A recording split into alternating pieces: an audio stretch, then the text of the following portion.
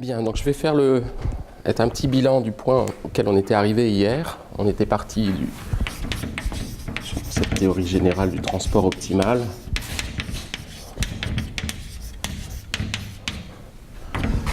On avait évoqué un certain nombre de problèmes. En premier lieu, le problème de Monge, que je réécris rapidement. Il s'agissait de trouver idéalement un minimiseur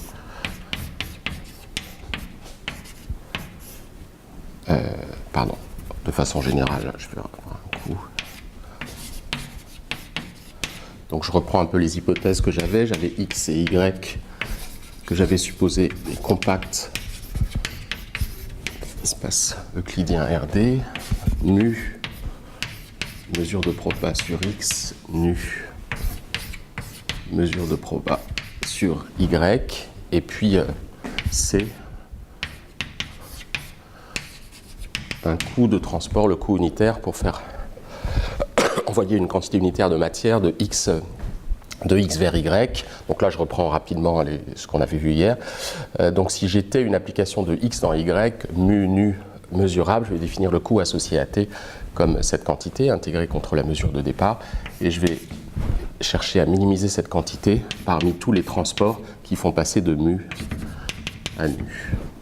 Donc on avait introduit ensuite la relaxation de ce problème. On s'était convaincu que ce problème était difficile présenté sous cette forme, qu'il pouvait ne pas avoir de solution dans certains cas. La relaxation de Monge-Kantorowicz, où il s'agit maintenant de minimiser, on autorise les déplacements, pardon, je l'ai noté gamma hier, on autorise l'éclatement de matière en quelque sorte, une quantité de matière partant de X puisse être envoyée en plusieurs points de l'espace d'arrivée. Donc on va travailler sur des mesures de probabilité sur l'espace produit.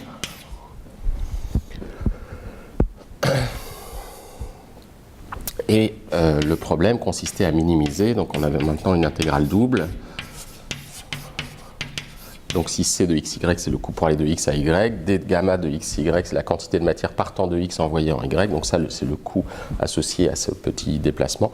Et on intègre donc cette fois-ci sur l'espace produit. Et on cherchait à minimiser ça parmi les plans admissibles, c'est-à-dire les plans et éléments, pardon, je crois que je l'avais noté pi hier. Et pi, c'est l'ensemble des plans y qui admettent mu et nu comme marginal, ce qu'on peut écrire par exemple, quel que soit phi, intégrale de phi de x, d gamma de x de y est égal à l'intégrale de phi de y, d mu de x. Et on a la même condition évidemment portant sur la seconde marginale. Donc voilà les trois problèmes qu'on avait considérés. Les deux problèmes, il en manque un. C'était le troisième problème de l'expression duale du problème de Monge-Kantorowicz qu'on va regarder maintenant, que je rappelle rapidement. Il s'agissait cette fois-ci de maximiser l'intégrale de phi de x d mu de x plus psi de y d nu de y parmi les phi psi continu, c'est continu, donc phi continue sur grand X, psi continue sur grand Y, tel que phi de x plus psi de y est inférieur ou égal à c de xy. Donc on s'était convaincu que formellement il y avait un lien fort entre ces problèmes. Ce qu'on avait vu de façon assez évidente, c'était que MK, je note MK à la fois le problème et puis la valeur de l'infimum. On a montré d'ailleurs qu'il y avait existant, donc c'est bien un minimum. On avait montré que l'infimum du problème de Monge-Kantorowicz dominait au sens large le sup, le maximum du problème dual. Je dis le sup, pour l'instant on n'a pas encore montré l'existence d'un couple de fonctions qui réalise ce maximum. Et donc, si je me souviens, on en était à peu près là. Voilà, donc ce que je voudrais faire, c'est qu'on étudie ce problème. Alors, on pourrait penser que le problème primal posé en termes de plan suffit à notre bonheur. Alors, pourquoi je vais travailler là-dessus de façon assez étonnante? Ce qui peut apparaître comme un auxiliaire de calcul, ces fonctions phi et psi n'ont a priori pas de sens physique très clair. notamment vis-à-vis du problème de mouvement de foule, et on va voir justement que ces potentiels jouent un rôle extrêmement important et qu'on va leur donner un statut en quelque sorte de pression. Il y a un lien fort entre ces objets qui sont a priori des auxiliaires pour le problème de modélisation, pour le problème de minimisation, pardon, ces champs de multiplicateurs de Lagrange. On va vérifier que dans le cas des mouvements de foule, ils vont jouer le rôle en fait d'une pression entre les individus de façon assez surprenante. Donc c'est important de bien comprendre comment ils se comportent. Et en premier lieu, on va montrer l'existence d'un maximiseur, donc l'existence d'un couple phi-psi qui réalise le maximum ici.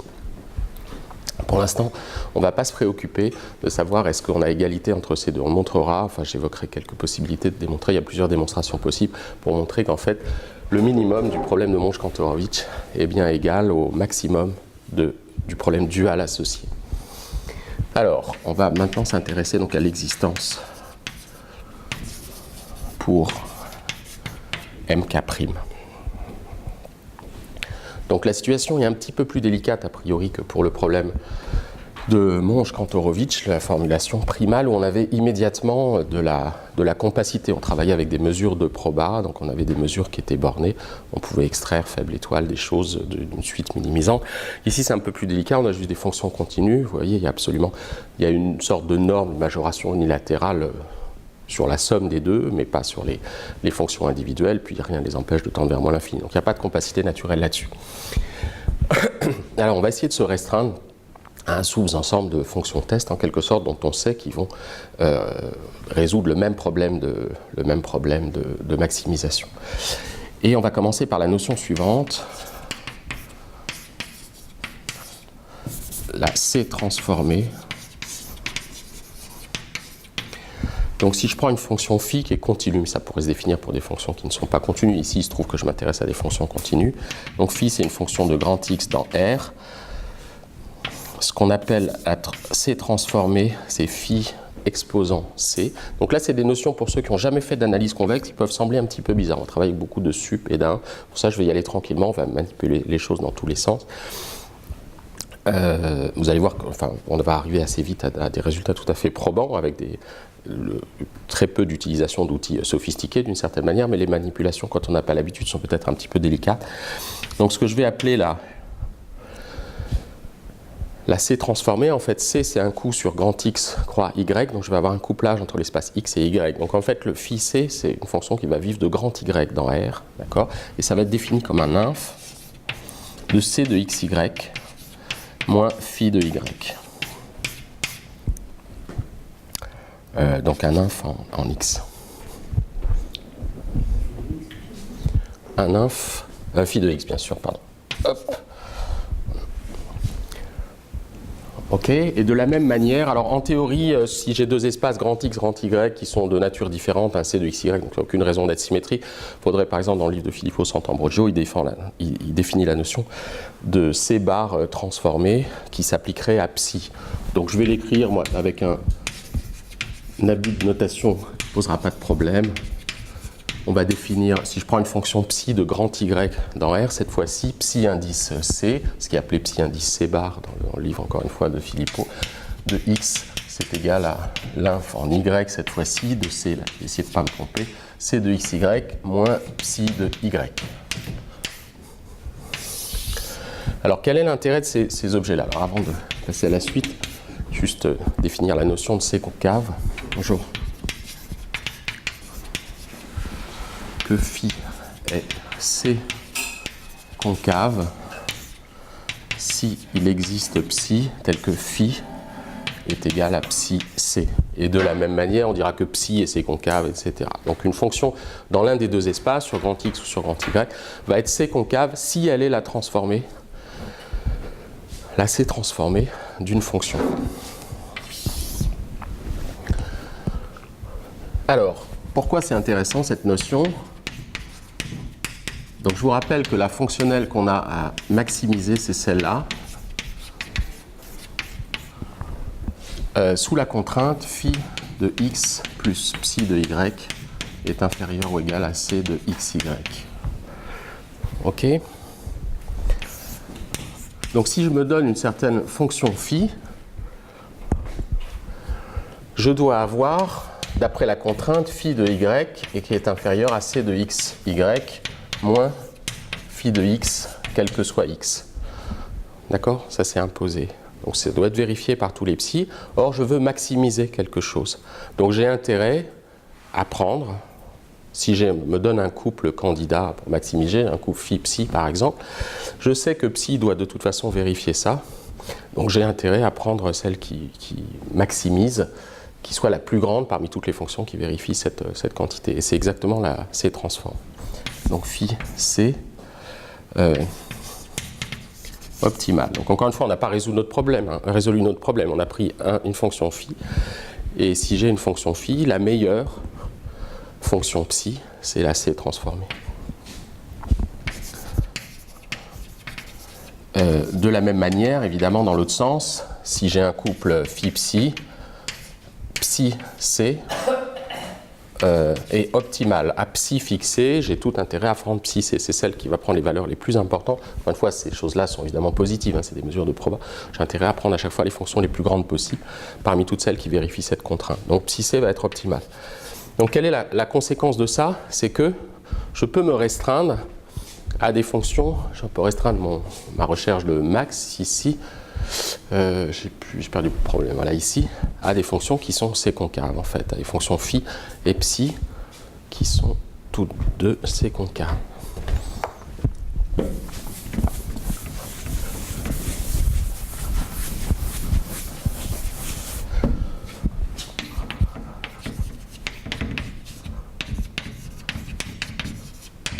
Donc on peut se restreindre à des couples de fonctions. Je vais prendre phi c concave et puis psi qui est simplement la c transformée à des fonctions du type comme ça ou phi et psi concave.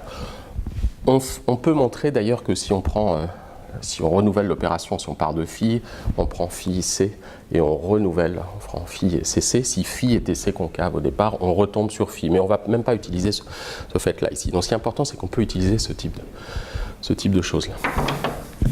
Alors là, ça améliore beaucoup les choses en termes de régularité, parce que ces fonctions-là ont une certaine régularité. Alors si je vais supposer, je vais rappeler la définition d'un module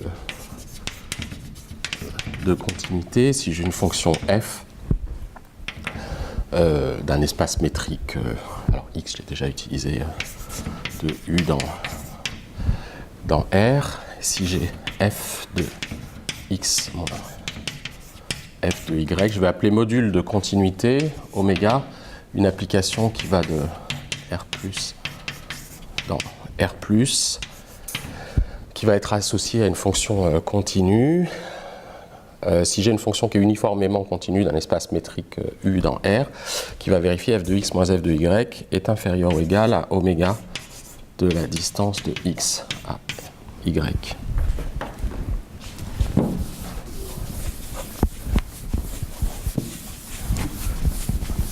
Et là, j'ai une propriété,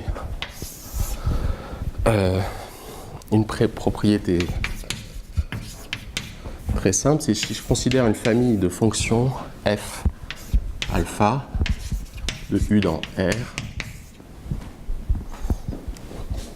Donc u a simplement une structure métrique. Je suppose que je vais prendre une famille de fonctions qui sont en fait uniformément équicontinues, c'est-à-dire qu'elles émettent un module de continuité, et ce module de continuité peut être pris le même pour tous les alphas, il ne dépend pas de alpha. Et je définis maintenant f de u est égal à 1 de f alpha de u. Donc on montre simplement que cette fonction qu'on définit ainsi va conserver les propriétés d'équicontinuité de la famille. Enfin, elle va être uniformément continue avec le même module de continuité. F admet oméga comme module de continuité.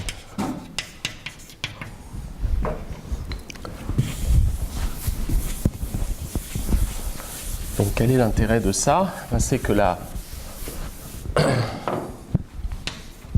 phi c de y est égale à l'inf de c de x y moins phi de x.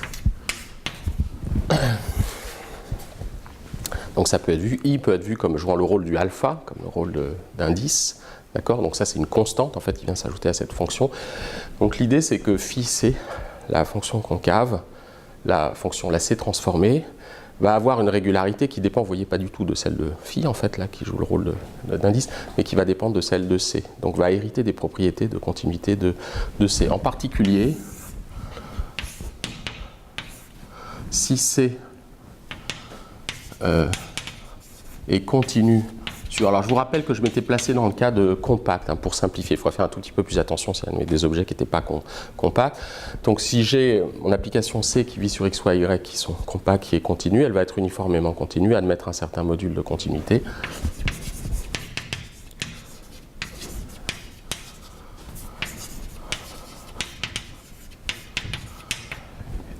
Donc je vais avoir C de xy moins C de x' y' inférieur ou égal à oméga. Alors je peux prendre la distance sur l'espace produit comme la distance de x à x' plus la distance de y à y'.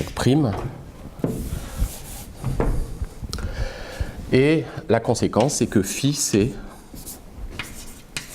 admet le même module de continuité. Et phi elle-même, qui était supposée C concave, va être aussi, donc ces deux objets-là, admettent le même module de continuité. D'accord, donc qui est donné une fois pour toutes, qui par C, par exemple, on pourrait prendre une application qui est lipschitzienne, hein, c'est un coup qui est lipschitzien vis-à-vis du couple, et on va retrouver la propriété Lipschitz sur les fonctions test. Donc la seule petite difficulté maintenant, vous voyez ce qu'on cherche à faire, hein, c'est à mettre de la compacité dans l'espace. Je me suis restreint à un ensemble de fonctions, test qui était très inférieur à ce qu'il était au début, enfin beaucoup plus petit, des fonctions qui ont la particularité d'être C concave, donc je viens de voir qu'elles étaient régulières. Il faut juste vérifier, vous voyez ce qu'on va chercher à utiliser, c'est un théorème de compacité du type Arzela-Ascoli, montrer qu'on a des fonctions uniformément équicontinues et qu'on va pouvoir donc extraire des sous-suites qui convergent pour la convergence uniforme. Et pour ça, il faut juste contrôler la valeur des bornes. Alors là, je vais le faire assez vite, c'est pas très compliqué a priori. Vérifier qu'il n'y en a pas une qui part vers plus l'infini, l'autre vers moins l'infini, etc. Là, pour l'instant, on a vérifié ce qui était a priori le plus difficile. En termes de module de continuité, on a bien l'équi. Continuité, il faut simplement vérifier que la norme à l'infini ne parte pas dans les choux. Là, c'est simplement, si vous avez à partir du moment où phi et donc elle est... toutes les fonctions phi, de façon évidente. Disons, comme on travaille sur le couple phi, phi c, et qu'on travaille, vu la forme particulière de l'intégrale, on peut rajouter une constante à c et enlever une constante à phi c. On obtient exactement la même forme de l'intégrale. Donc j'ai le droit à une constante de calage, une constante additive de calage, sur l'une des deux fonctions. Donc comme phi, toutes les fonctions phi sont uniformément continues sur un compact, elles sont minorées.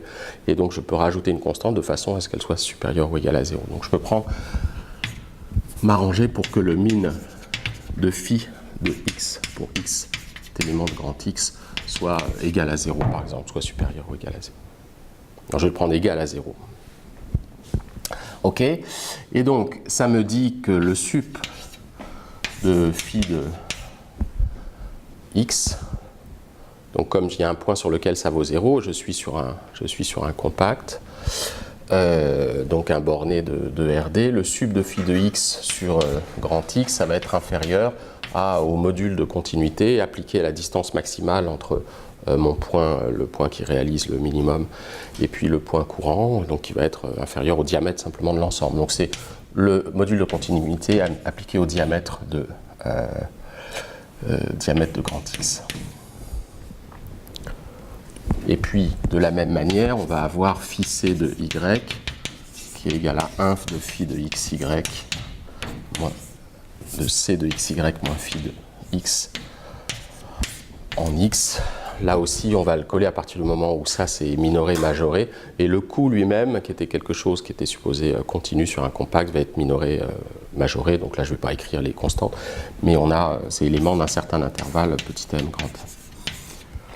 Donc sous l'hypothèse simplement le choix d'une constante de recalage, j'ai bien des fonctions dont la norme à l'infini va être contrôlée à la fois sur phi et phi c. Donc phi, si je prends une suite, alors je vais peut-être l'écrire, propriété, il existe un maximiseur pour le problème de Monge-Kantorowicz dans son expression duale. Et donc la démo, on a fait tout le travail essentiellement. Je prends une suite maximisante. Et cette suite, sous évidemment les conventions que j'ai décidé, c'est-à-dire de prendre que le min de phi n soit égal à 1. Donc j'ai des fonctions qui sont bornées, qui sont uniformément équicontinues. Donc je peux utiliser sur chacune d'elles le théorème d'Arzela-Ascoli qui va me donner convergence uniforme d'une sous-suite phi n', phi c, n', qui va converger vers un phi psi. Alors le fait que psi soit égal à phi c, on pourrait le vérifier, mais c'est même pas très important ici. Et on a évidemment, comme on a convergence uniforme, d'accord, la fonctionnelle qui était simplement en fait l'espérance de phi contre mu plus l'espérance de psi contre nu, c'est quelque chose qui va converger évidemment vers le maximisant. Donc il existe bien une solution à ce problème.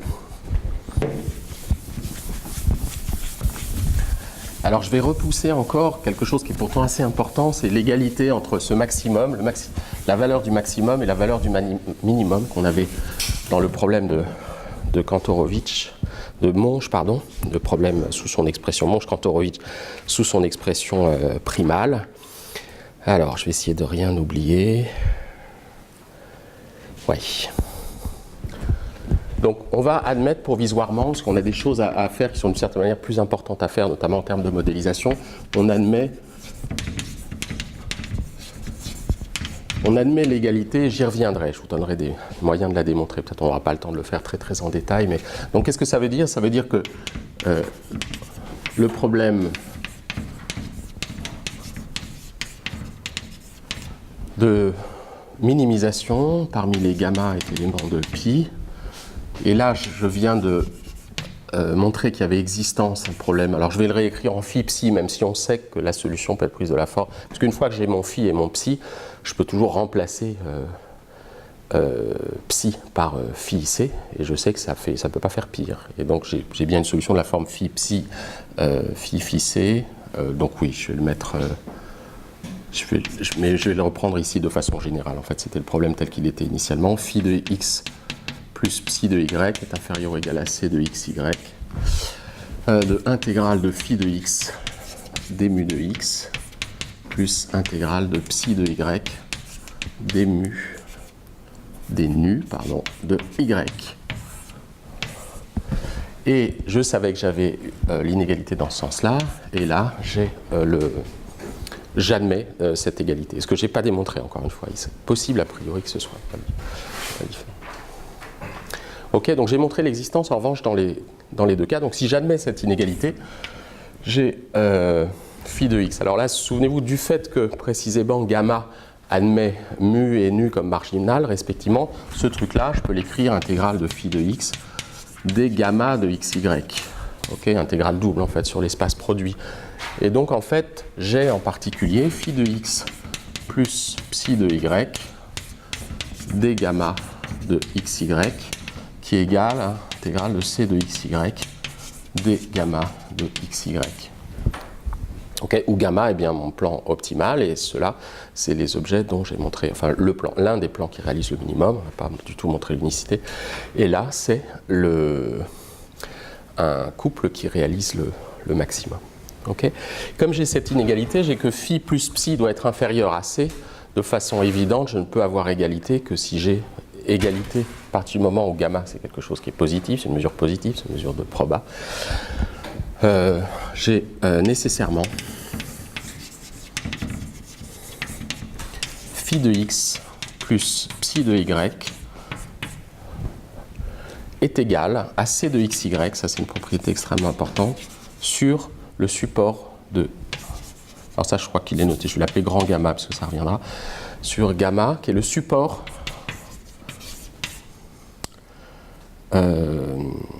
de gamma, de mon plan minimisé, presque partout.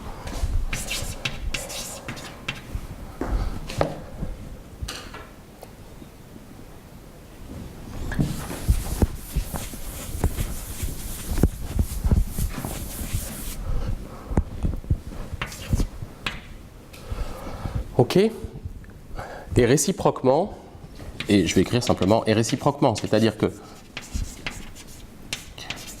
au sens où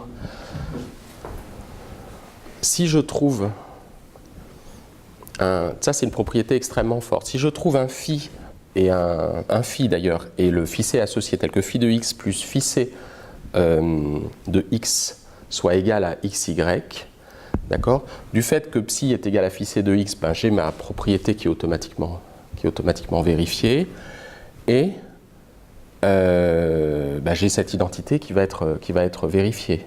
D'accord ? Donc ça me dira que ce couple-là réalise une valeur qui est le maximum possible des valeurs, et donc le couple phi c est bien solution du problème. Donc cette propriété-là va me caractériser en fait le fait de réaliser le maximum. Donc on va l'utiliser sous forme de conditions nécessaires pour l'instant. C'est-à-dire que je vais supposer que donc on admet l'égalité, et je vais prendre le couple solution, je vais essayer d'en déduire des choses déjà dans les cas qui vont nous intéresser plus particulièrement. C'est-à-dire le cas du coup quadratique. Je crois que c'est ça que je vais regarder. Alors,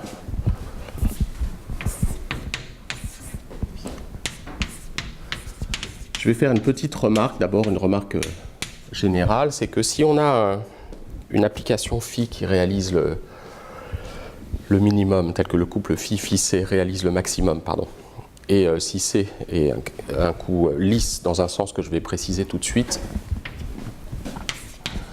Alors je vous rappelle qu'on avait phi c de y est égal à l'inf de c de xy moins phi de x, pour x est élément de grand X. Donc si je me donne maintenant x0, y0,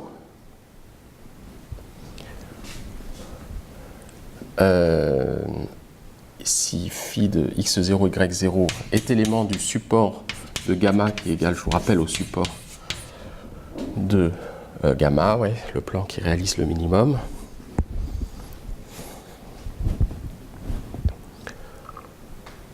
Alors j'ai forcément phi de x0 plus phi c de y0 qui est égal à c de x0. Y0, c'est ce que je viens de faire remarquer ici. Et donc j'ai que, alors excusez-moi, oui je vais l'écrire ici, là je vais le reprendre juste avec y0. Donc phi de y0, c'était phi de, voilà, c'était ça. Donc ça me dit que c de x0 moins phi de x0, qui est égal à phi c de y0, réalise cet infimum ici. D'accord ? Et donc si je peux dériver, je vais essayer de caractériser, simplement d'écrire le fait que j'ai un point critique. Donc notamment, là pour l'instant je vais m'en tenir de toute façon, je ne vais pas exprimer des propriétés précises, c'est plus une sorte de remarque qu'on va préciser par la suite.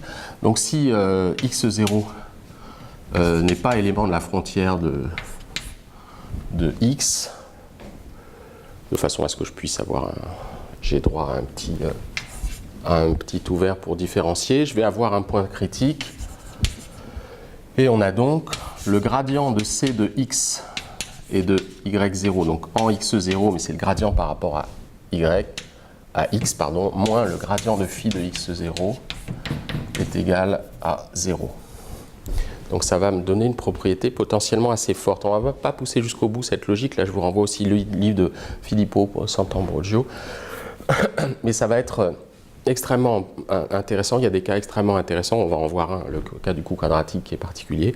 C'est le cas où on va pouvoir inverser cette formule. L'idée, c'est de savoir, la question qu'on va se poser à partir de ce plan, c'est est-ce que le plan de transport qu'on a trouvé, c'est effectivement une application de transport ? Vous voyez, si je prends un élément du support de gamma, x0, y0, une question extrêmement importante, c'est de savoir est-ce qu'il y a plusieurs y0 possibles. S'il n'y a qu'un seul y0 possible pour un x0 donné, ça veut dire qu'en fait mon plan de transport, c'est un plan très particulier, c'est une application de transport, donc c'est aussi une solution du premier problème de Monge, le problème initial. On aura d'autres situations où ça ne sera pas possible, on n'aura pas de plan de transport, on aura effectivement éclatement des masses. Mais une question importante, c'est est-ce qu'on peut, à l'aide de la connaissance de x0, simplement reconstruire y0. Donc on pourrait formaliser ça, vous voyez que ça va porter sur des propriétés d'injectivité ce gradient là vis-à-vis considéré comme une fonction de y ici, savoir est-ce qu'on peut inverser ça pour construire y0 en fonction de x0. Donc ce que je vais le faire, c'est simplement c'est dans le cas du coût quadratique qui nous intéresse, hein, comme je vous le disais pour les applications qu'on a en tête. Le coût quadratique, donc c'est c de x et de y qui est égal à 1,5 de x. Des fois je mets le 1,5, des fois pas. Ici c'est plus pratique de le mettre, évidemment ça ne change pas grand chose. 1,5 de x moins y.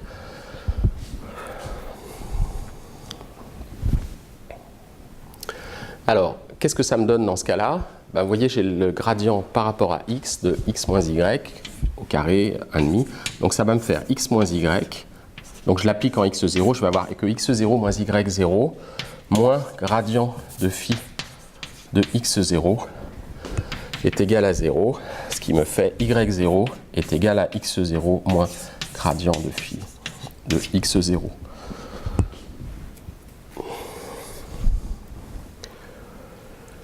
Voilà, donc ça c'est une propriété très forte, encore une fois elle est soumise à des conditions que je n'ai pas forcément tout écrit. Donc gardez en tête, c'est une remarque, formellement on a l'impression qu'on peut reconstruire, donc c'est extrêmement fort comme propriété, et ça vous dit que le potentiel de Kantorovitch, phi ici, qui était la première partie, qui était ce truc-là, l'un des minimiseurs, va vous définir entièrement le transport. D'accord? Donc à tout x0, on va lui associer x0 moins gradient de phi de x0. Donc ça vous dit aussi, ça peut être vu comme le gradient d'une fonction phi en x0, où phi de x est égal à x2 sur 2 moins phi. Donc vous avez peut-être entendu parler, si vous avez entendu parler de transport optimal, c'est que le fait que quand il y a une application de transport, elle s'écrit sous la forme du gradient, et le gradient d'ailleurs d'une fonction convexe, comme on va le voir tout de suite. Donc c'est une propriété assez forte. Alors là, attention, il y a quand même des hypothèses qu'on a faites, là c'est de la présentation et c'est tout à fait formel. D'abord, le fait que je ne sois pas sur la frontière, mais ça c'est pas très important, enfin disons c'est pas très grave, en général les frontières sont quand même de mesure nulle, sont quand même avoir des ensembles vraiment très très tordus. Nous on travaillera sur des ensembles tout à fait raisonnables. Et par ailleurs, il y a quand même une propriété très forte, je supposais que c'était lisse que je pouvais définir le gradient, que phi était lisse, et tout le problème est là-dedans. Donc c'est ce qu'on va voir maintenant, c'est important pour bien comprendre. Là, ce n'est pas des choses qu'on utilisera directement pour les foules, mais c'est important pour vous, je voulais vous donner une vue d'ensemble du transport optimal. Donc ça peut être vu plutôt comme une remarque un peu formelle, que si tout est lisse, alors on va pouvoir reconstruire y0 à partir de x0 pour tout élément du support. Donc on a vraiment une application très particulière, disons un plan de transport très particulier qui ne va pas faire éclater la masse. Alors, je vais aller un peu plus loin donc pour préciser, toujours dans le cas du coût quadratique, donc je vais le réécrire, parce que c'est des choses où on va vraiment utiliser le coût quadratique ici. Et ça va me permettre de définir une autre notion qui là aussi sera familière à ceux qui auraient suivi les cours d'analyse fonctionnelle, notamment c'est bien mis en valeur dans le premier chapitre du livre de Brésis d'analyse fonctionnelle, même si c'est des choses qui sont de moins en moins enseignées, mais qui sont vraiment nécessaires pour en transport optimal. C'est la notion de fonction convexe conjuguée, d'accord, vous avez peut-être entendu parler, donc que je vais définir de façon générale et puis plus précise ici, fonction conjuguée simplement. Donc la définition, alors je vous donne la définition très générale. Dans un espace vectoriel normé, vous avez une fonction f de E dans R. Alors petite subtilité, elle peut prendre comme les fonctions indicatrices qu'on a évoquées hier, elle peut prendre la valeur plus l'infini. Donc c'est évidemment pas une fonction lisse a priori. La fonction conjuguée, f étoile, va être définie de la façon suivante. Donc définie pour xi est élément de E', le dual, il n'y a pas d'hypothèse particulière, ça se définit. Nous, on l'appliquera au cas hilbertien qui est particulier, mais ici, ça se définit sur un espace vectoriel normé quelconque, c'est simplement un sup. Alors ça va ressembler un peu à la C, pour ça c'est pas évident au début de ne pas se tromper dans les sup et les 1 avec la C transformée, ça ressemble un petit peu. C'est un sup ici, sur x cet élément de E, des xi appliqué à x moins f de x.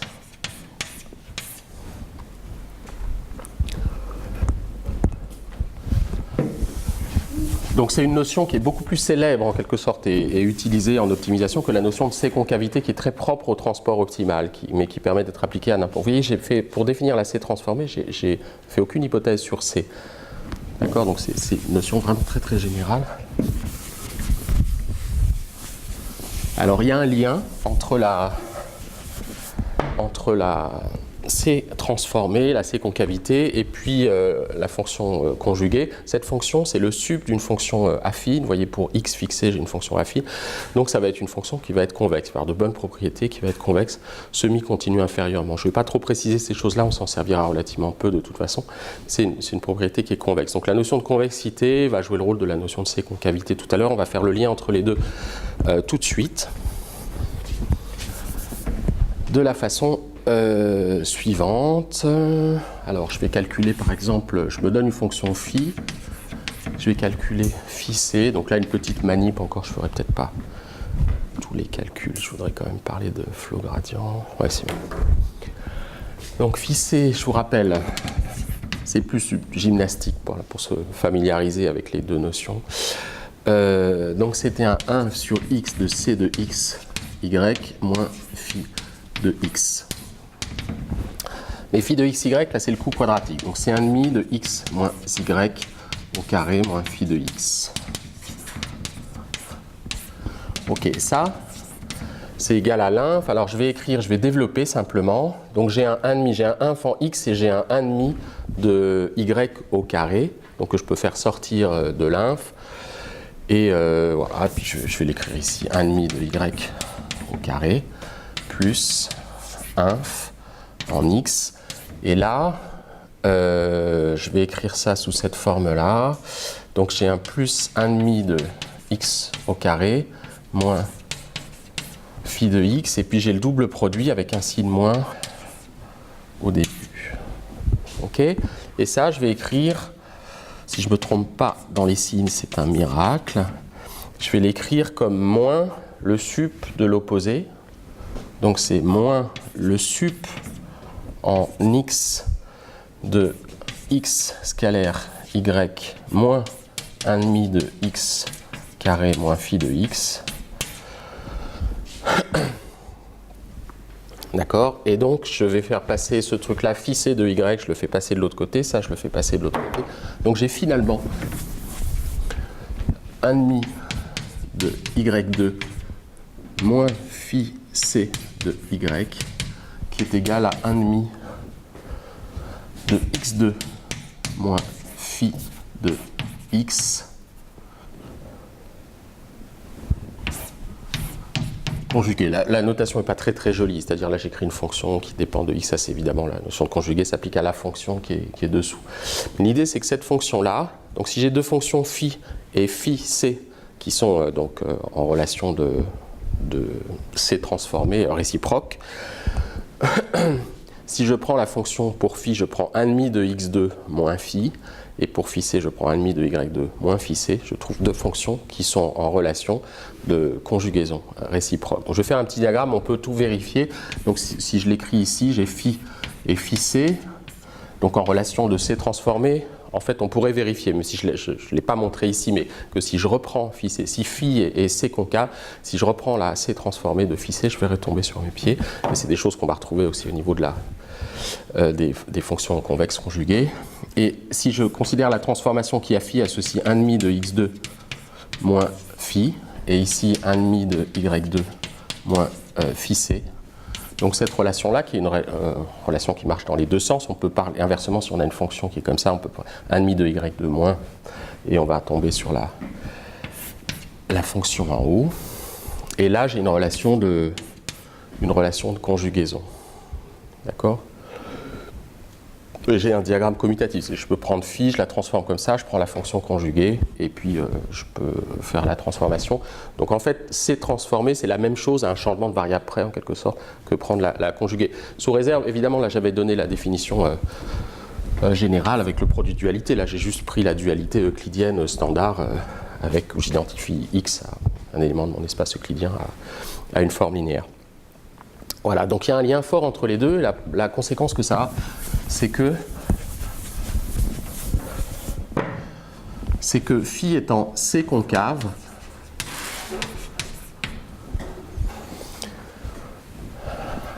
alors 1,5 de x2 moins phi est convexe, et on peut montrer qu'elle est SCI aussi, même si je ne l'ai pas précisé. Donc, ce qui est important ici, c'est la convexité. Donc, cette fonction-là va être convexe. Et je vous rappelle que cette fonction-là, c'était la fonction qu'on avait obtenue formellement dans le cas où c'était lisse. Alors, pour l'instant, je vais pas réécrire cette formule parce que ça, c'était uniquement sous réserve que la fonction soit lisse. Alors, la fonction, je ne sais pas si elle est lisse. En fait, ça, c'est évidemment lisse, mais la fonction phi, je ne sais pas si elle est lisse. Ce qu'on va voir, c'est qu'elle n'est pas très loin d'être lisse. Pourquoi? Parce qu'une fonction convexe, le fait d'être convexe est extrêmement contraignant. Ça apporte beaucoup de régularité. En particulier, on va avoir existence d'un gradient. On peut définir le gradient presque partout. Et même, il y a des résultats plus précis qui permettent de vraiment préciser géométriquement le type de zone sur lesquelles le gradient pourrait ne pas être défini. Là, on va juste utiliser la version light, si vous voulez. Du fait que la fonction est convexe, on va pouvoir définir un gradient presque partout. En revanche, je n'ai pas le droit d'utiliser pour l'instant ces arguments ici. Donc ce que je vais faire simplement, c'est dire que si phi de x plus phi c de y est égal à c de xy est égal à 1,5 de x moins y au carré, ça me donne en développant le x moins y au carré 1,5 moins 1,5 de x2 moins phi de x plus 1,5 de y2 moins phi c de y qui est égal à x scalaire y. Donc j'ai pris les 1,5 de x2, ici j'ai fait passer ça de l'autre côté, puis il y a le double produit opposé que j'ai fait passer ici. Donc j'ai cette propriété, et je vous rappelle que ça c'est ma fonction phi, et ça c'est la fonction, comme on l'a vu ici, c'est la fonction, enfin c'est pas exactement ce qu'on a démontré, mais ça peut se démontrer exactement de la même manière, la fonction phi étoile conjuguée. Donc j'ai une fonction phi, dont je sais qu'elle est convexe,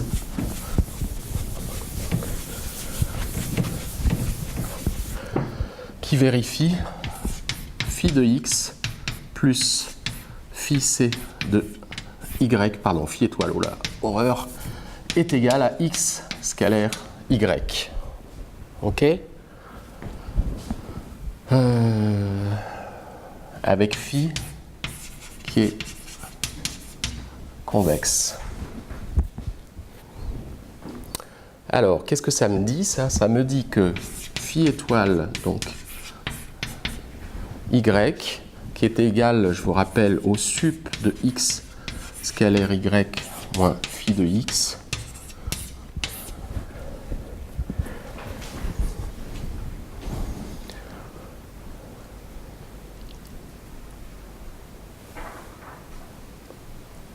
donc c'est plutôt, je vais prendre x0, y0 est élément du support. Ça, c'était vrai sur le support, excusez-moi, j'ai écrit ça, mais c'est vrai sur le support de gamma, donc le plan de transport. Donc si je prends deux points qui sont maintenant sur le support, j'ai que phi étoile de y0 qui est égal à x0 scalaire y0 moins phi de x0. Ça, c'est parce que ça, c'est égal sur le support. C'est aussi égal au sup de ces trucs-là, pour tout x. Donc c'est supérieur ou égal à x scalaire y moins phi de x, quel que soit x.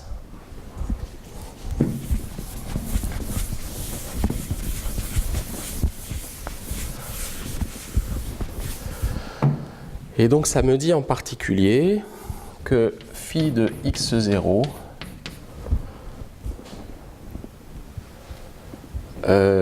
plus, alors attendez, là excusez-moi, c'était y0 plus phi de x0 plus x moins x0 scalaire y va être inférieur à phi de x. D'accord, j'ai juste regroupé différemment les termes, quel que soit x. Et ça doit vous rappeler quelque chose pour ceux qui étaient là hier, c'est quelque chose qu'on a introduit dans un contexte un peu différent. C'était le sous-différentiel, une fonction qui était la généralisation du gradient. Donc ça me dit quoi? C'était, si vous vous souvenez, j'avais fait ce dessin-là.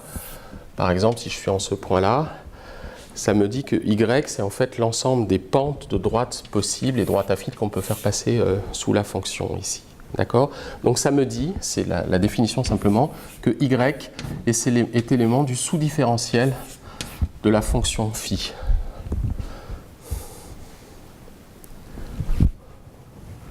Donc je vous rappelle que tout à l'heure, ce que j'avais écrit ici, que j'ai effacé dans le cas d'une fonction lisse, j'avais simplement y est égal au gradient de la fonction phi. Donc sans l'hypothèse de régularité, j'ai quelque chose qui est plus général et que là j'ai écrit sans approximation. En quelque sorte, là il n'y a pas d'hypothèse forte, disons, on a fait les choses en toute généralité. Donc j'ai y est élément de gradient phi. Donc ça me définit y. Alors le problème c'est que le gradient phi, c'est pas forcément univalué. D'accord? Et en particulier dans des fonctions, si je prends une fonction de R dans R, je peux avoir des points pour lesquels je vais avoir plusieurs droites possibles. Là je vais avoir un intervalle pour des fonctions de R de R, je vais avoir un intervalle de pentes possibles qui sont essentiellement toutes les pentes entre la pente à gauche et puis la pente à droite. La pente à gauche étant évidemment inférieure à la pente à droite par convexité de la fonction. Donc je peux avoir des points où ça n'est pas un plan de transport, où ça va être où ça n'est pas une application de transport, ça va être un plan parce que j'ai quelque chose qui est multivalué, c'est-à-dire le point, là c'était un Y, excusez-moi j'ai encore perdu des zéros, c'est Y0, je vais préciser les choses, c'est que Y0 est élément du sous-différentiel delta phi en X0. Donc j'ai des points X0 qui peuvent être envoyés à plusieurs endroits, c'est possible.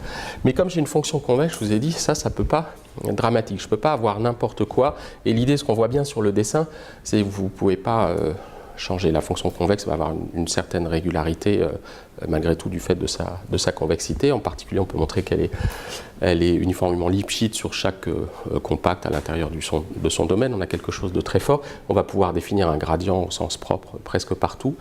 Et donc, on a une régularité supérieure à ce que pourrait laisser penser cette inclusion avec un opérateur multivalué. En particulier, donc je vais l'écrire comme propriété, je renvoie au livre de Philippot, là, si vous voulez, des détails là-dessus, et puis des détails même qui vont bien au-delà de ce que je vais vous dire ici. Si mu est absolument continue, donc c'est une propriété qui là, va nous intéresser, si la mesure de départ est absolument continue, alors la solution du problème de Monge-Kantorowicz, c'est le problème de plan, est solution du problème de Monge, c'est-à-dire que c'est effectivement une application.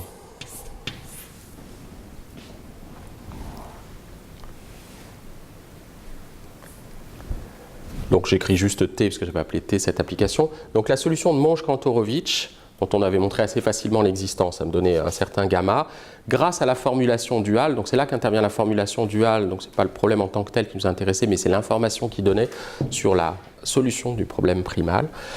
Ces solutions, donc on a vu que ça se met, c'est ce qu'on va voir maintenant, que ça correspond en fait à un plan. Alors pourquoi? C'est simplement que la fonction convexe, on a fait le travail encore une fois avant l'énoncé de la propriété, si j'ai une fonction phi convexe, alors le gradient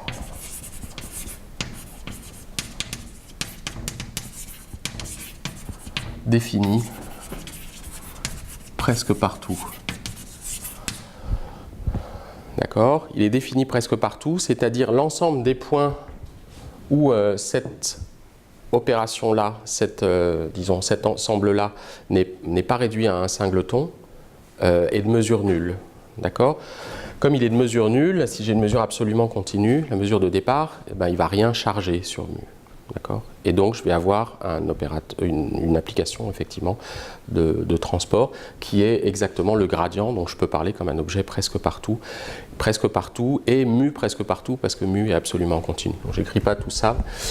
Et inversement, si on a une mesure qui est singulière, d'accord? Si je prends par exemple des Dirac comme on avait considéré au début, ou des distributions singulières portées par une ligne, par exemple dans R2, alors là c'est plus délicat évidemment, puisque il est tout à fait possible, cet ensemble étant de mesure nulle, il est tout à fait possible que, par malchance, mais c'est des choses qui arrivent de façon assez générique, et ben le gradient de la fonction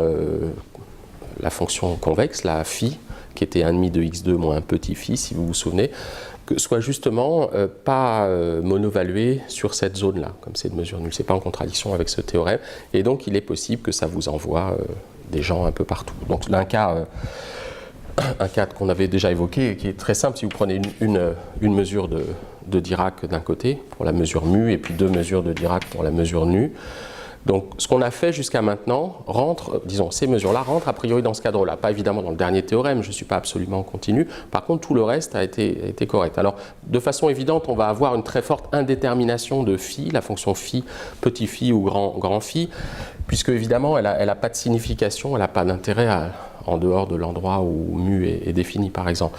Mais ça va nous donner l'explication, on pourrait essayer de trouver une telle application convexe qui aurait dans son sous-différentiel à la fois ce point-là, en fait, c'est-à-dire on va avoir la fonction y0 pour un élément du support qui va s'écrire comme x0 moins gradient de phi de x0. Donc, moins gradient phi, c'est ce vecteur ici de déplacement. Alors, j'aurais pas dû l'écrire comme ça, j'aurais dû l'écrire justement avec un sous-différentiel. Il doit y avoir une fonction phi sous-jacente. Dans son sous-différentiel, elle a notamment ces 2 vecteurs. Okay. Mais encore une fois, si on suppose qu'on ne charge pas les points en particulier, on va avoir une application effectivement de transport. Ok, alors, je surveille un peu l'heure. N'hésitez pas, hein, si vous avez des questions.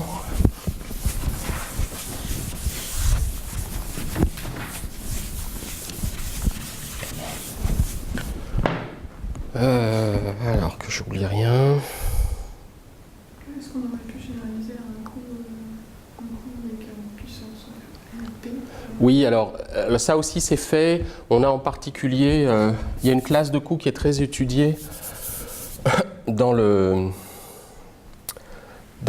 livre par exemple de Philippot, mais ça apparaît aussi dans le livre de Cédric Villani, c'est les coups du type C de XY. Alors déjà le fait que ça dépende, si je suis sur des espaces euclidiens, a priori ce qu'on fait, vous voyez, s'applique juste, et ça c'est bien fait comme le livre de Philippot, Sant'Ambrogio porte plutôt sur les maths appliquées, il privilégie des espaces raisonnables dans lesquels on peut faire vivre des choses physiques en quelque sorte. Donc les espaces euclidiens, ça va être typiquement des mesures sur des ensembles qui vivent dans des espaces euclidiens. Mais dans les livres de Villani, ça va être généralisé à des espaces polonais, donc on évoquait des choses très très générales.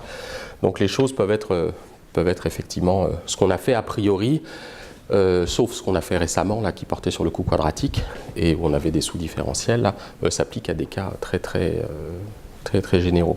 Maintenant, le cas intermédiaire, une généralisation de ça, mais sans aller jusqu'au le cas le plus général et abstrait des espaces polonais, c'est le cas où C de XY, donc X et Y vivent dans un espace euclidien, et on a une fonction de R dans R, et typiquement qui va être strictement convexe. Donc ça peut être, on va avoir une assez grande différence de comportement si on prend des fonctions concaves. Ça pourrait être, alors est-ce que ça pourrait avoir un sens? Chercher des applications, en tout cas a priori ça pourrait avoir un sens. Là j'ai rien qui vient en tête, mais des applications pour lesquelles on pourrait avoir un coup strictement concave. En tout cas les choses qui vont donner des résultats, disons, attendus par rapport à l'intuition, et en particulier qui vont reproduire l'essentiel des résultats dans le cas quadratique, c'est le cas où on a cette forme-là. Donc oui, ça peut se généraliser. On a des cas, la stricte convexité est importante. Vous voyez, ce qui est important, c'est que quand on dérive, je ne sais pas si vous vous souvenez tout à l'heure, quand on avait cette formule, le gradient x de c de x0, y0, moins gradient de phi de y0, qui devait être égal à 0. La question, c'était de savoir si on pouvait inverser ce truc-là pour reconstruire y0 à partir reconstruire y0 à partir de x0. Et ça va pouvoir, et là c'est évidemment x0, sinon ça, on a des problèmes. Voilà. Et donc la stricte convexité justement de faire cette fonction va permettre d'avoir cette propriété. Et si on n'a pas ça, alors effectivement c'est beaucoup plus compliqué. En particulier, est-ce qu'on peut à partir à partir du potentiel de Kantorovich, reconstruire une application de transport, c'est des choses qui sont beaucoup moins claires dans des cas où on n'a pas cette propriété de stricte convexité.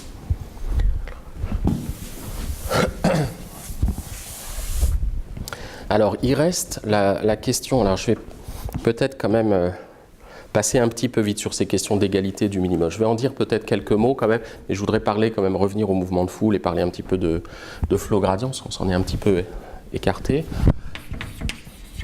Alors, le problème auquel on va revenir, donc on avait admis que MK était égal avec des notations que j'espère évidentes, même si elles sont douteuses, que ou si vous voulez, le min qu'on avait dans MK était le max qu'on avait dans MK'.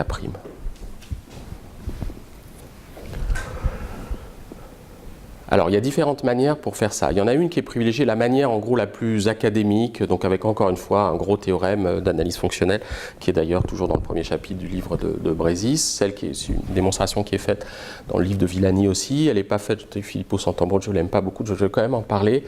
Alors j'avais prévu de la faire, mais je ne vais pas la faire complètement. Par contre, si certains d'entre vous souhaitent se familiariser avec ces notions de fonctions convexes, conjuguées, etc., c'est un bon exercice. Donc, je vais vous donner les éléments, les briques pour faire le raisonnement.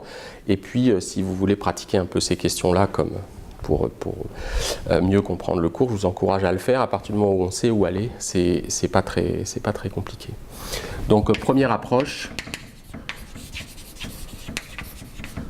c'est le théorème de Finchel. Rocafellard. Donc, dont l'énoncé est très troublant quand on n'est pas familier avec l'analyse convexe, assez désagréable même. Alors, c'est le suivant. Donc, a priori, c'est un théorème très général. Je suis sur un espace vectoriel normé. Et je vais prendre une fonction phi. Alors, il y a deux fonctions. Comment je vais les noter? Je vais les appeler θ et xi. Fonctions on dit parfois propres, c'est-à-dire elles peuvent prendre la valeur plus l'infini, comme souvent dans ce contexte, mais elles sont propres, c'est-à-dire elles ne prennent pas identiquement la valeur plus l'infini. D'accord? Donc il y a un point, et en particulier il y a un point où les deux ne prennent pas la valeur plus l'infini. Θ de x0 strictement inférieur à plus l'infini, et xi de x0 strictement inférieur à plus l'infini. Et en outre, on suppose, alors les hypothèses sont un petit peu tordues, c'est pour ça que je vous encourage à voir ce théorème, le lien avec ce qu'on vient de faire n'est pas complètement clair. On suppose que θ est continu, ça peut sembler un peu baroque parce qu'on a des fonctions qui peuvent prendre la valeur plus l'infini, qui a priori pas lisses, mais on a besoin quand même d'une continuité, d'une certaine régularité au voisinage de x0. Continue en x0.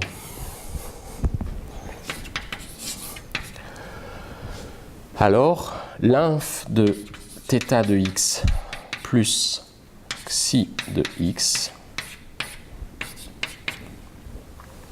Donc c'est pour ça que c'est important quand même qu'il y ait au moins un point où elles ne soient pas identiquement infinies toutes les deux, sinon ça serait juste plus l'infini. Donc c'est égal en fait à un sup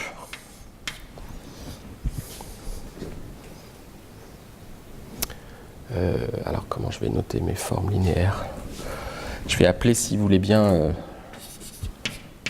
x étoile est élément de E'. Donc je vais appeler x étoile une forme linéaire. Je trouve que c'est la notation qu'utilise par exemple Villani avec un z étoile. Donc ça va être moins θ étoile. L'énoncé est assez épouvantable. X étoile moins xi étoile de x étoile, si je ne me trompe pas. Donc c'est un peu barbare. Est égal au max en fait. Donc c'est là qui est fort aussi. En fait, d'une certaine manière, on n'utilise pas pour ce qui nous préoccupe ici, mais c'est qu'on a un 1 qui égale un sup, donc avec ses fonctions conjuguées. Donc là, j'espère au moins qu'il n'y a pas de problème sur les notations. Donc ça, c'est la fonction convexe conjuguée associée à θ. Ok, et là, pareil pour xi.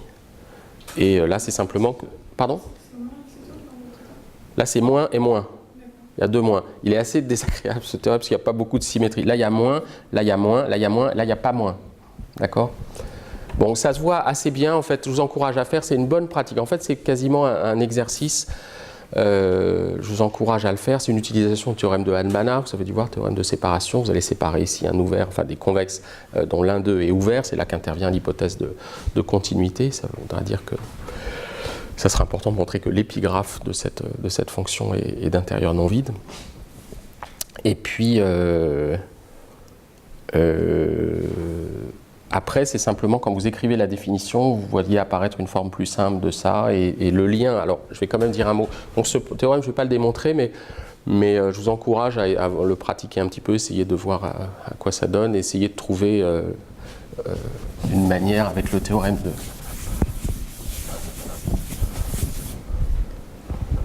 Hahn-Banach. Alors, je vous donne juste une indication en quelque sorte, c'est des démonstrations qui se trouvent dans la littérature. Hein, c'est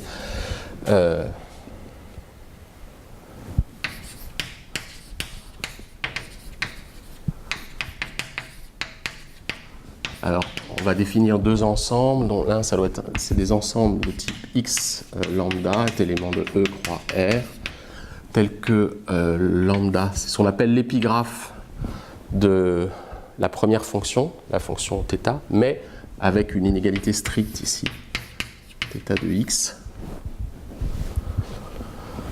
Et un deuxième objet qui est un ensemble de y mu. Et là, ça doit être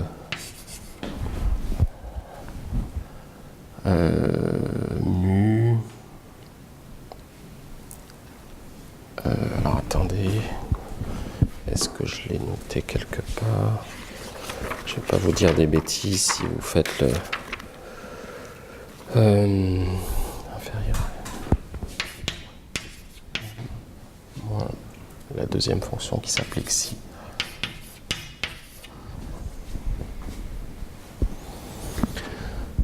Donc je vous encourage à faire cet effort, il y en a pour toujours, à passer une demi-heure là-dessus, parce que c'est toujours un peu frustrant, ça fait partie des théorèmes qui sont souvent cités comme des choses qui font partie des choses très classiques, mais d'une certaine manière, tant qu'on n'a pas regardé jusqu'au bout quelle est la démonstration de ce théorème, ben, on n'a pas une idée complètement claire de la théorie. Donc cet ensemble-là, je vais juste faire un petit dessin. Cet ensemble-là, c'est l'ensemble, si j'avais des fonctions de R dans R simplement, c'est l'ensemble des x lambda, tel que lambda est strictement supérieur à θ de x. Donc c'est ce qu'on appelle l'épigraphe, à sa version ouverte ici. Alors, dans le... tout d'un coup, j'ai un trou, parce qu'effectivement, je fais le dessin avec des fonctions convexes. Je ne pense pas qu'elle soit supposée convexe, parce que de toute façon, le fait de prendre... Pardon ? Comme on applique Hahn-Banach à C, c'est convexe aussi. Si, bien sûr, oui, non, c'est vrai. Non, par contre, si elles n'étaient pas, je pense, si elles n'étaient pas convexes, on pourrait prendre, en fait, la transformer convexe, l'appliquer deux fois, et en fait, ça ne changerait pas le minimum. Et donc, je pense que le théorème est quand même vrai. Par contre, la démonstration, oui, je les ai supposées convexes. Je pense qu'on pourrait s'en sortir en prenant la double conjuguée, en prenant la convexifiée, désolé. Mais là, effectivement, on va utiliser Hahn-Banach, donc oui, il faut que ça se soit convexe, tout à fait. Et donc, les fonctions, là, sont supposées convexes dans la démonstration. Il y a juste après l'inférieur égal, mu inférieur égal, c'est n. Oui, c'est un petit thème que j'ai écrit rapidement ici. En fait, c'est la valeur du minimum. Pardon.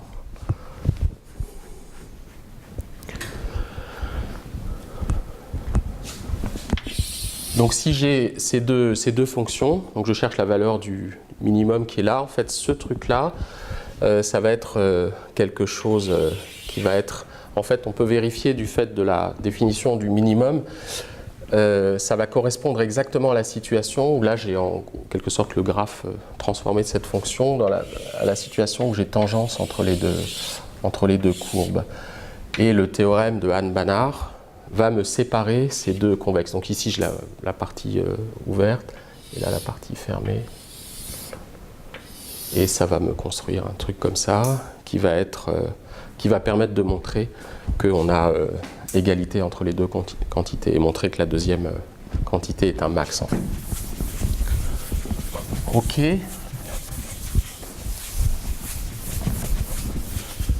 Et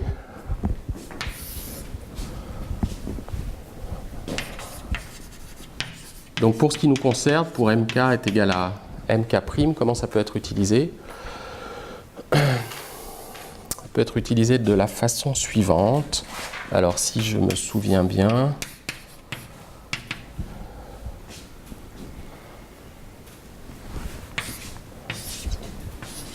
Alors, je vais quand même écrire. On va l'utiliser sur un espace vectoriel normé qui est l'ensemble des fonctions continues sur grand X croix Y. Et je vais prendre la fonction indicatrice d'un certain ensemble. C'est une fonction qui vaut 0 si gp de xy est supérieur ou égal à moins c de xy. Et puis plus l'infini sinon.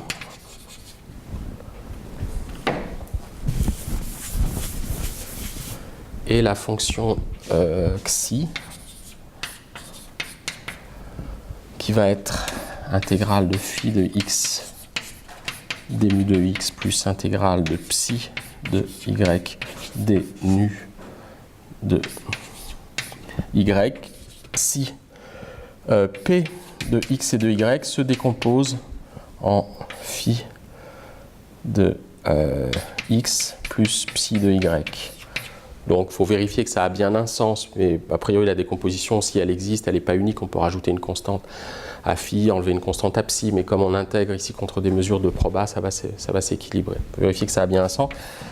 Donc si P est décomposable en somme de fonctions qui dépendent que de x et que de y, alors j'ai cette quantité, la partie que je cherchais à maximiser, et sinon j'ai plus l'infini.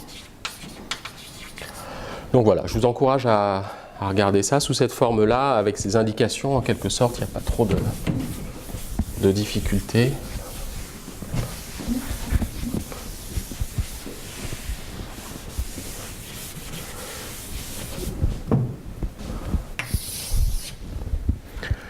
Ok, alors je vais évoquer... Oui, alors j'ai peut-être...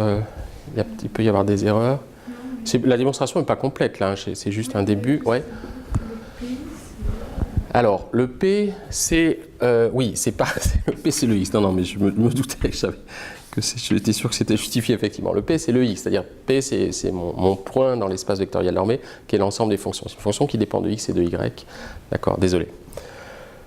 Oui, les notations sont un peu... Il y a un passage de notation entre la version abstraite, où le X, c'était le point générique de mon espace vectoriel normé. Donc il y a plusieurs alternatives. Il y en a une qui est un peu dans le même esprit, mais plus simple, qui est basée sur un truc qui est présenté dans le livre de Philippot, que je vous encourage à regarder, qui est la démonstration la plus courte, qui permet de montrer que les deux sont les mêmes. Et je vais évoquer quand même une troisième démonstration ici, qui en plus a l'avantage, que je trouve c'est une très belle... C'est une idée très calcul des variations avec une belle idée. C'est constructif en plus, donc ça permet de s'affranchir même de la preuve d'existence d'une solution qu'on a faite, puisqu'on va construire en fait une solution au problème. Donc je la décris juste rapidement, là aussi c'est décrit en détail dans la littérature, c'est quelque chose d'assez intuitif, au moins pour la première partie. La première définition, c'est la définition d'un ensemble C cycliquement monotone, où C c'est toujours un coup, une application simplement, qui va de grand X soit Y dans R. Et je prends un ensemble gamma qui est inclus dans X croix Y. Donc typiquement, le gamma, ça sera le support de mon petit gamma. Et je vais dire que gamma est C cycliquement monotone si, quel que soit X1, X2, donc je prends, X1, Y1, etc., Xn, Yn, cet élément de gamma, donc des couples en nombre fini. Pour tout n, j'en prends n, quelconque, et j'ai la somme des C de xi, y, phi de i, donc c'est-à-dire si je perturbe les cartes, je redistribue les cartes, donc je prends une application, une béjection phi dans le groupe symétrique, à petit n. Donc j'empire la situation quand je change les affectations. Somme des C de xi, yi. D'accord? Donc c'est juste la définition, c'est cycliquement monotone pour un ensemble qui vit dans l'espace produit.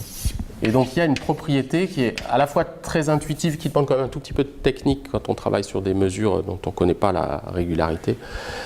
C'est que si gamma est égal à support de gamma, où gamma c'est la solution du problème de Monge-Kantorowicz, c'est un plan, ou la solution, ou une solution, c'est un plan de transport qui minimise effectivement la fonctionnelle. Alors s'il minimise la fonctionnelle, gamma c'est cycliquement monotone. Donc ça se conçoit très bien, c'est très facile quand on a mu et nu qui sont par exemple des sommes d'un même nombre de Dirac, un peu comme on avait vu tout au début, auquel cas c'est juste une permutation, ça vous dit juste, c'était la caractérisation du minimum, ça c'est le problème qu'on a vu tout au début hier, c'est que si vous changez, vous faites pire, quoi. Sinon ça pourrait pas être le minimum. Donc ça demande un peu plus de technique quand on donne des mesures potentiellement diffuses pour faire bouger des petites, pour aboutir à une contradiction, faire bouger des petits bouts de masse, mais là c'est fait aussi en détail dans le livre de Sant'Ambrogio. Et alors on a un théorème, c'est que si gamma c'est cycliquement monotone, donc le gamma qui va nous intéresser là c'est évidemment le support de petit gamma, mais a priori c'est une propriété générale, alors il existe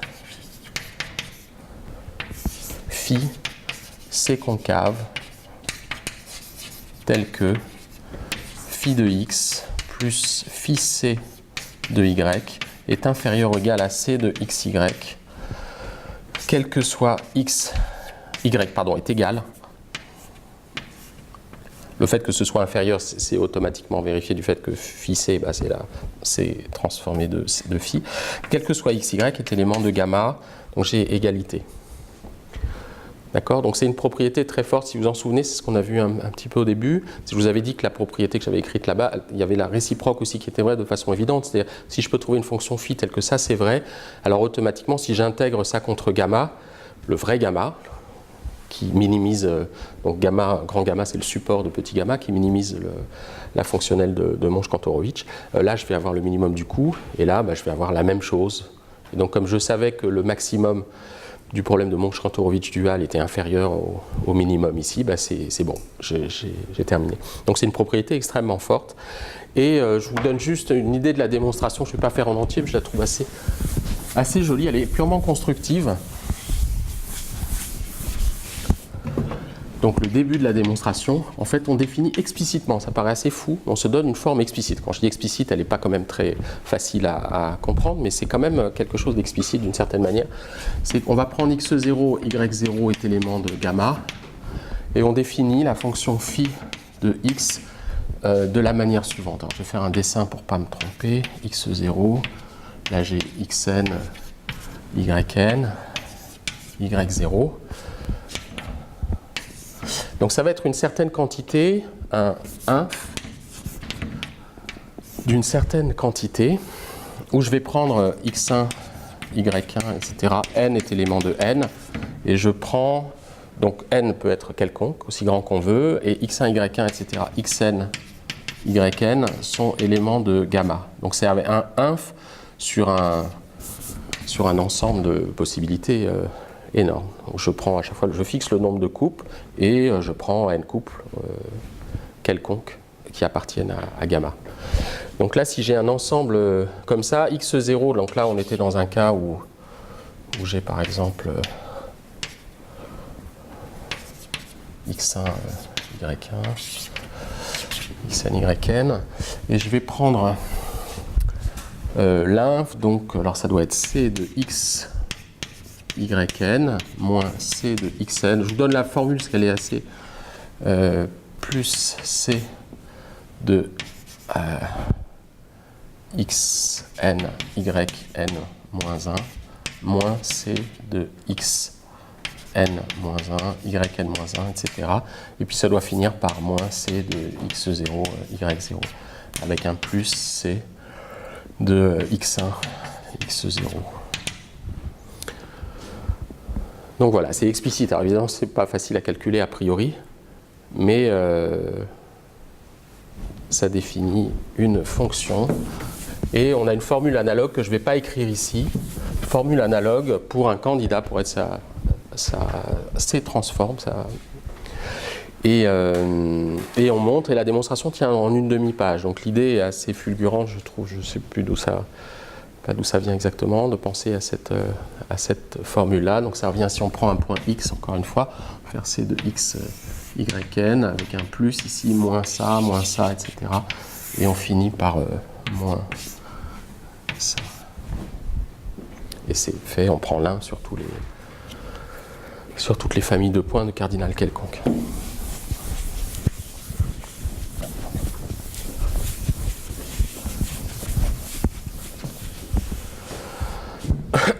Voilà, donc je ne vais pas faire la démonstration complète, mais en fait elle est un petit peu technique, mais elle tient en quelques lignes. C'est vraiment une idée assez astucieuse et qui permet encore une fois de s'affranchir du problème de l'existence, puisqu'on a directement l'existence, une construction explicite de cet objet-là. Ce n'est pas celle qui est privilégiée en général dans la littérature, mais elle est assez marquante. Et elle ne passe pas par l'utilisation de gros théorèmes d'Atanis fonctionnels, comme le théorème de Hahn-Banach qui était caché, qui contient l'axiome du choix, etc.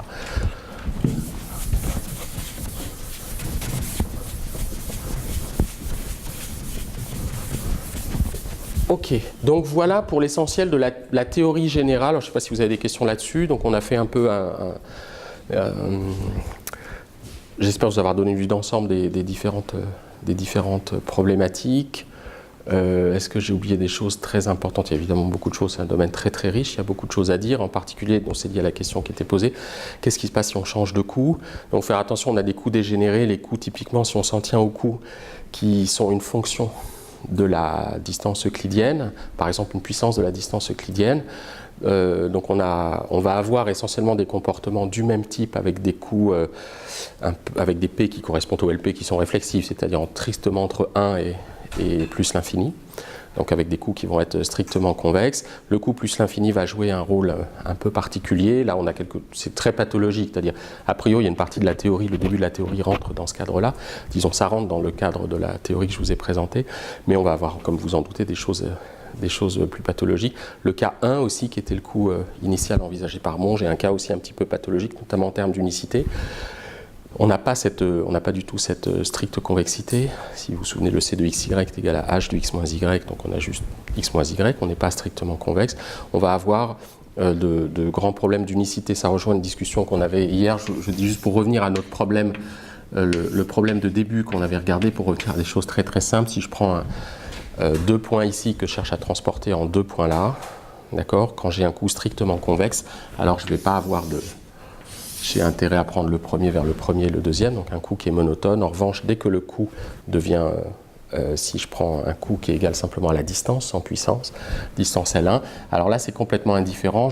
Si j'envoie celui-là ici, je vais perdre quelque chose, mais je vais le gagner en envoyant celui-là ici, donc j'ai une indétermination. Donc on sent bien, pour les problèmes continus, on va avoir une très très forte dégénérescence aussi des transports possibles. Et on voit aussi ce qui se passe dans le cas où on aurait un coût concave, ce qui n'était pas exclu, encore une fois, dans ce que j'ai fait, qui correspond à moins de situations physiques. Mais dans ce cas-là, on a intérêt à envoyer les gens les plus éloignés. Celui-là, on a intérêt à l'envoyer là, et celui-là ici. Donc voilà. On va maintenant, je vais commencer à parler un tout petit peu à me rapprocher un peu, j'espère,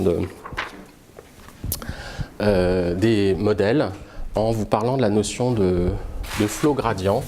Donc on va rester dans Wasserstein, bien entendu. Alors je vais dire un mot d'ailleurs, oui c'est ça, ce que je vais faire maintenant, comme dire un mot sur je parle beaucoup de la distance de Wasserstein depuis le début, mais je vais quand même préciser de quoi il s'agit.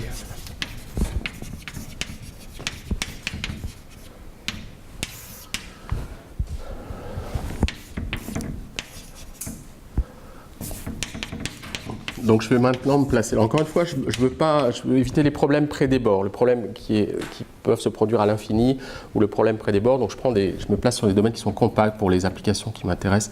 Et je vais prendre un espace d'arrivée, un espace de départ qui sont les mêmes. Ça va être en gros un domaine, ou l'adhérence d'un domaine de Rn. Pour les problèmes de foule, ça va être un gros domaine qui englobe ma zone d'intérêt.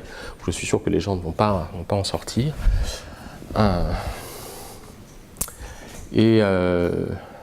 Donc, on a résolu ce problème-là. On va s'intéresser au coût quadratique.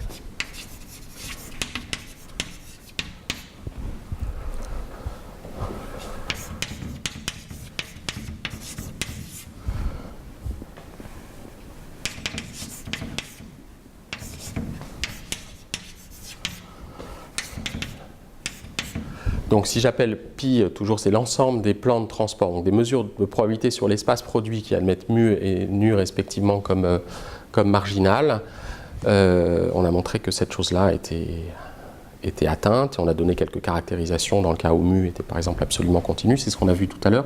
Donc cet objet-là, je vais l'appeler W2 mu nu au carré. Donc je prends la racine carrée pour avoir W2 de mu nu. Ça c'est un W.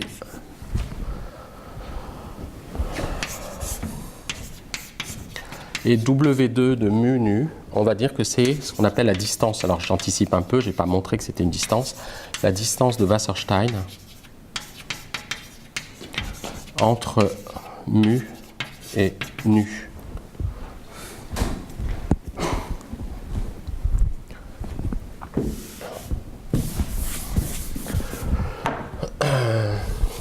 Donc, du fait de la formulation par plan, à la limite, avec la formulation, le problème de Monge, est-ce que la symétrie était si évidente? On aurait pu se poser la question. Ici, avec la formulation, on aurait pu se poser la question, d'ailleurs la réponse était négative dans un certain cas, puisque si vous avez par exemple un Dirac et deux Dirac, vous pouvez très bien aller d'ici à là, donc le lymphe pour le problème de Monge, il est atteint, alors qu'ici vous avez un ensemble vide, donc vous ne pouvez pas aller d'ici à là. Donc le problème pour le problème de Monge était beaucoup plus délicat, mais dans sa formulation Monge-Kantorowicz avec les plans ici, on a de façon évidente une symétrie du problème vis-à-vis de mu et nu, et donc on a bien quelque chose qui est symétrique. Si c'est égal à 0, alors on a identité entre les deux mesures, là aussi de façon assez claire, et l'inégalité triangulaire est un peu plus délicate. Alors là, j'avais pensé éventuellement vous en parler. Ça se fait bien justement quand on est dans des cas où il existe un transport. C'est essentiellement, on a une mesure ici, une deuxième mesure, une troisième mesure. Si on a des applications de transport entre les mesures, alors l'inégalité triangulaire, elle va vraiment résulter des inégalités de triangulaire, le fait que ça soit inférieur à ça plus ça, de la distance euclidienne sous-jacente.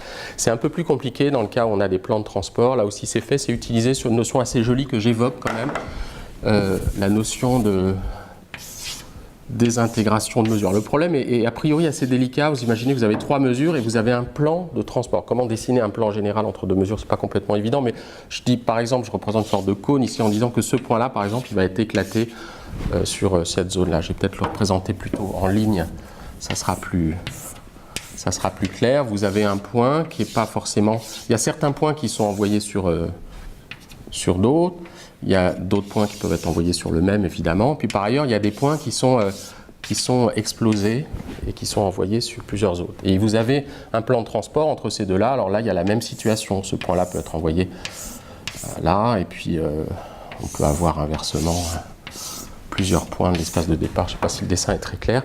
Et la difficulté, c'est de construire un plan de transport entre ça et ça à partir de celui-là, qui soit raisonnable. Donc ça passe par une... Alors ça se voit assez bien sur le dessin. Ça se passe par une désintégration, ce qui s'appelle une désintégration des mesures. On va considérer ce plan de transport.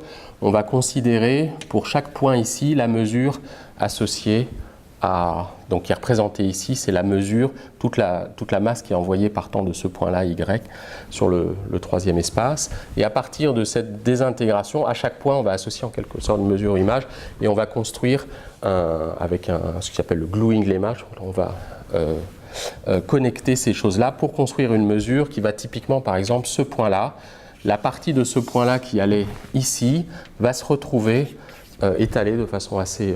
intuitive, étalée sur l'ensemble de points qui étaient irrigués par ce point-là. Je ne sais pas si c'est très clair, c'est un petit peu technique à faire, donc là j'essaie de gagner un petit peu de temps, mais ça permet de construire un plan dont on va pouvoir estimer le coût et montrer que ce coût est inférieur à la somme des coûts, enfin plus exactement la distance résultante est inférieure à la somme des distances correspondant à ce coût-là et ce coût-là. Donc l'inégalité triangulaire, même si on est loin d'avoir fait une démonstration rigoureuse de ça, elle est acquise, donc on a un espace métrique.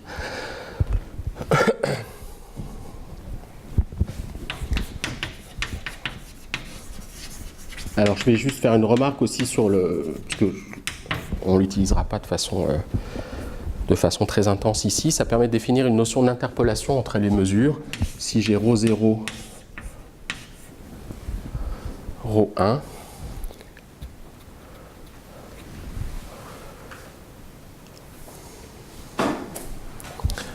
Donc je vais le faire au moins dans le cas où j'ai un transport. Par exemple, si ρ0 est absolument continu par rapport à la mesure de Lebesgue, je vais avoir, comme on l'a vu tout à l'heure, un vrai transport, non pas seulement un plan de transport, mais une application de transport. T dièse ρ est égal à ρ1. On définit l'interpolé, parfois au sens de McCann. C'est lui qui a introduit cette notion, je pense, dans les années 90.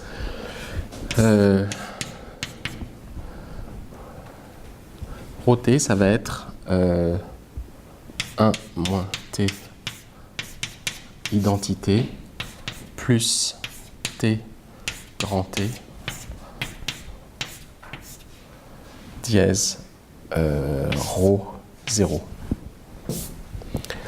Donc c'est une notion extrêmement riche, ça revient un petit peu à ce que je disais tout au début, que j'ai dit le premier jour sur l'intérêt potentiel de cette distance par rapport à des distances euclidiennes. J'avais commencé pour justifier, enfin essayer de justifier l'intérêt d'une telle distance de Wasserstein et pour montrer, j'avais commencé par évoquer les limites de la manière classique de mesurer les distances. Quand on a deux fonctions, de R dans R par exemple, la manière classique eulérienne de mesurer les distances, c'est de faire la différence entre les deux et d'estimer une certaine norme, par exemple l'intégrale de la valeur absolue pour la norme L1 ou une certaine puissance de ça pour les normes LP.